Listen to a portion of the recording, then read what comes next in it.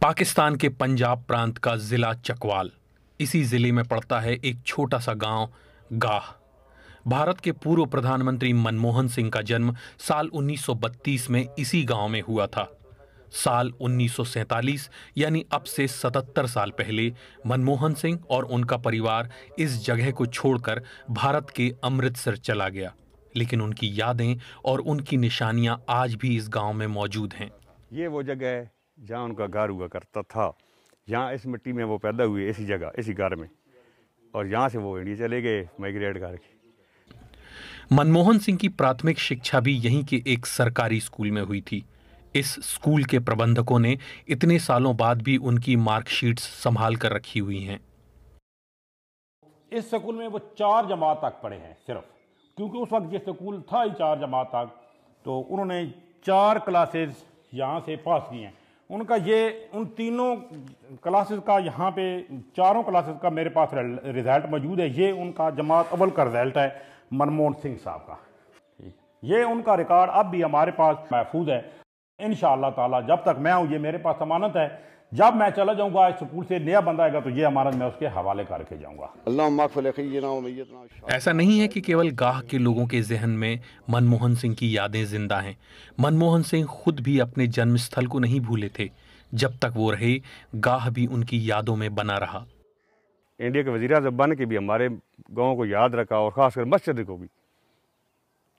ये तो उनकी बड़ापन था कि यहाँ इस ज़मीन पे पैदा होने वाला, इस छोटे से गांव की छोटी सी ज़मीन में, और इतने बड़े मुल्क का वज़ीर आज़म बना, हमें इस जगह पे फ़ख्र है कि इंसान चला जाता है उसकी यादें रह जाती हैं। हम मुसलमान हैं, वो सिख हैं। सबसे पहले जो उनकी बात मुझे याद है कि उन्होंने एक मैसेज भेजा था कि मेरे घर के साथ एक जामा मस्जिद है, वहाँ पे नमाजी नमाज़ पढ़ते थे। मुसलमानों की बात कर रहा हूँ, अल्लाह पाक को, और वो आज नहीं है, लेकिन उनकी बात हमें इसलिए याद है कि अच्छी बातें हमेशा याद रखी जाती हैं। उन्होंने कहा कि वहाँ पे लोग नमाज़ पढ़ते हैं और पानी ठंडा होता है, वहाँ पे मैं गीज़र लगवाना चाहता हूँ। तो हमने उनको कहा जी हमारी वहाँ पे 3 मस्जिदें हैं, तो उन्होंने 3 मस्जिदों के लिए इंडिया से वो गीज़र सिस्टम भेजे हैं, जो आज भी हमारी मस्जिदों में लगे हुए हैं। भारत में साल 2004 के लोकसभा चुनाव के बाद जब मनमोहन सिंह ने प्रधानमंत्री पद की शपथ ली थी, तो पाकिस्तान के इस छोटे से गांव की भी किस्मत बदल गई थी। यहां विकास के कई काम हुए, जिसका श्रेय यहां के लोग मनमोहन सिंह को ही देते हैं।